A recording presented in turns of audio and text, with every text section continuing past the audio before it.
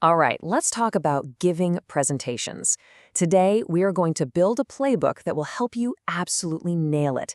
We're going to take all that pre-speech anxiety and turn it into real, actual confidence so you can finally shine when you're in the spotlight.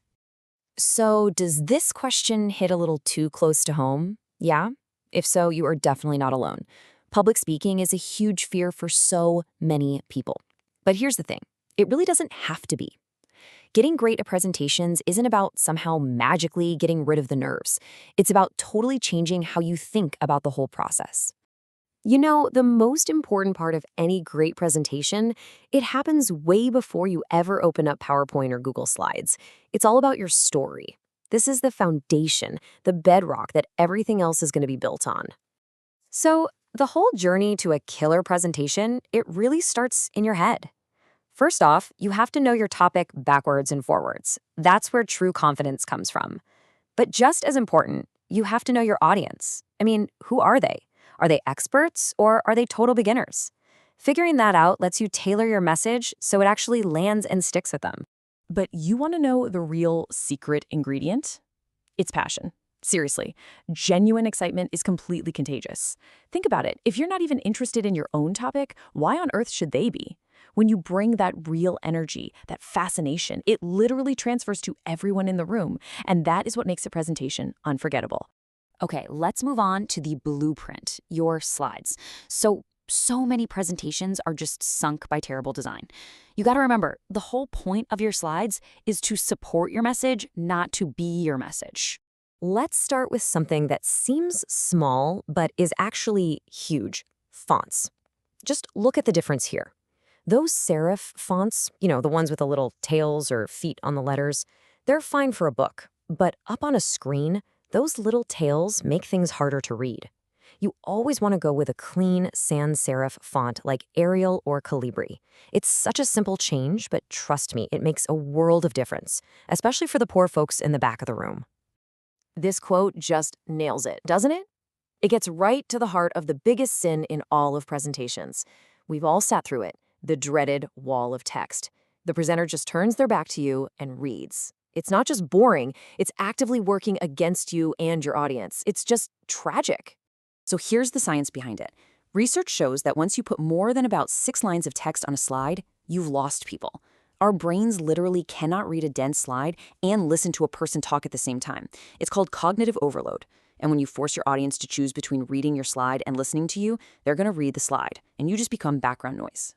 So what's the solution? Well, it's beautifully simple. One idea per slide. That's it.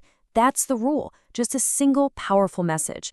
This forces you to be crystal clear, and it lets the audience instantly get the point before they turn their full attention right back to you where it belongs.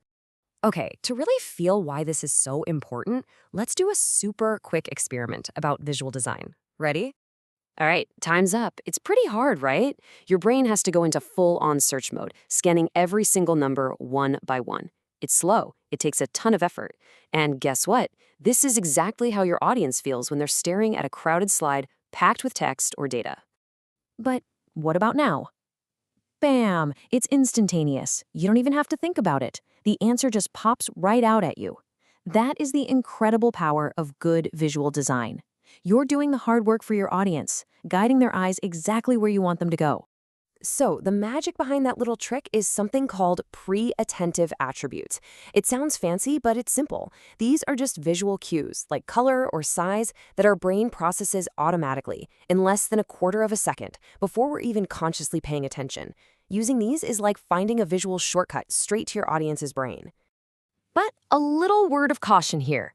A presenter I know always remembers his 4th grade art teacher, a Mr. Riley, who very wisely said, "You can never use different colors in one word." Using a single different color to make something stand out, that's powerful. But using a ton of different colors just creates visual noise and makes things unreadable. So use color with a purpose, for emphasis, not for decoration. Okay, so you've got their story locked down, you've designed some beautiful, clear slides. Now, it's showtime. This is the main event, the delivery. This is where you actually connect with the real, live human beings in the room. First things first, forget any old advice you heard about standing perfectly still behind a podium. No way. Movement shows energy. It shows confidence. It keeps people's attention. And honestly, it's a great way to burn off some of that nervous energy. There's this great story about a student who was standing so still, he actually fell over. He laughed, the class laughed, and he just kept going. See? Movement is your friend. Right, let's talk about the elephant in the room, nerves. Look, they're normal. Everybody gets them. The absolute best way to fight them is to practice, practice, and practice some more until you know your material so well you could do it in your sleep. And right before you go on, listen to some music that gets you pumped up. And please, avoid that extra cup of coffee. It'll just make the jitters worse. So let's focus on 3 key things for your delivery. First, your voice. Speak up, project so the person in the very back can hear you, and make a conscious effort to slow down. We all talk faster when we're nervous. Second, eye contact. Scan the whole room. Try to look at everyone. That's how you create a connection. Don't just pick one poor soul in the front row and stare at them the whole time. And finally, if you use cue cards, just put down your main points. Never ever write out a full script. You want to talk to your audience, not read to them. Okay, we've covered the story, the design, and the performance. But there's one last thing we have to tackle. And it's the one thing that everyone dreads. What happens when it all goes wrong? The very first step is to just accept this as a fact of life. Your technology will fail you. You'll spot a typo on your slide mid-sentence. You'll forget a word. It is not a matter of if it will happen, it's a matter of when. So the real key isn't trying to avoid glitches, it's being ready for them.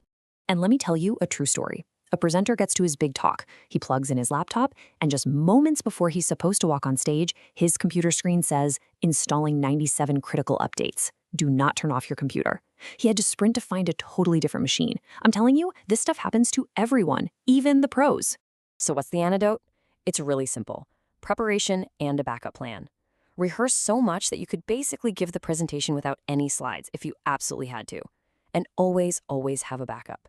Put all your files, the presentation itself, any videos, any audio clips, put them all in one folder on a USB drive. That way, if your computer decides to spontaneously combust, you can just plug that drive into any other machine and you're good to go. So let's recap the playbook. It all starts with a solid foundation, knowing your story and your audience. Then you build the blueprint with super clear, simple design. After that, you bring it home with a performance that connects, fueled by energy and lots of practice. And finally, you master the inevitable glitch by always being prepared for the unexpected. You know, a bad presentation doesn't just bore people. It can actually hurt your message. It can damage your credibility. But a great one, wow. A great presentation can inform, it can persuade, it can inspire, it can launch a company, it can start a movement, or it can just change one person's mind for the better. So the only question left is, what story are you going to tell?